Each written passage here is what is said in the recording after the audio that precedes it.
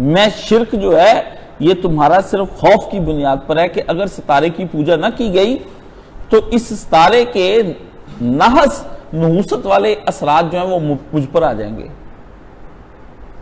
یہاں تنبیہ ہے ان لوگوں کے لیے جو برجوں کے ذریعے سے اپنے ہفتے گزارتے ہیں، وہ ان ستاروں کی پوجا کر رہے ہیں کہ ان کے اثرات مجھ پر آتے ہیں، اور جس کے دل میں اتنا سا بھی اگر شرک ہے نا، جس نے اتنا بھی سوچا کہ ہاں میں نے پڑھا تھا بالکل ویسے ہی ہوتا ہے، آپ سمجھ لیں وہ مشرک، ابھی تک وہ مسلمان نہیں ہوا۔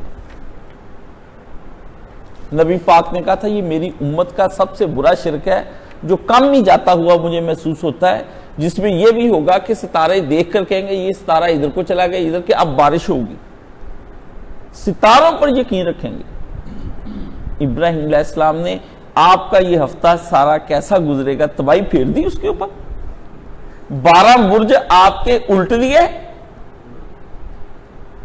اب نہ کوئی کہے میں برج دلف سے ہوں، میرا برج حوت ہے، میرا جدی ہے، میرا مدی ہے جی، میں میزان سے ہوں، میں باجی سنبلا ہوں، میں باجی حوت ہوں، میں میزان خسرا ہوں، یہ چھوڑ دے، جدی سور تے سنبلا تے فلانی تے ٹمکانی۔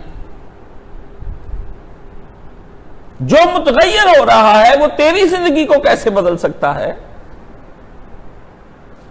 جو خود بدل رہا ہے وہ تجھے کیسے تیری زندگی میں کس طرح سے تبدیلی لا سکتا ہے؟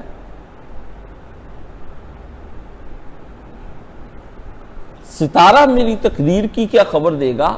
وہ تو خود ہے افلاک میں خار و زبوں، اقبال نے یہ کہا تھا۔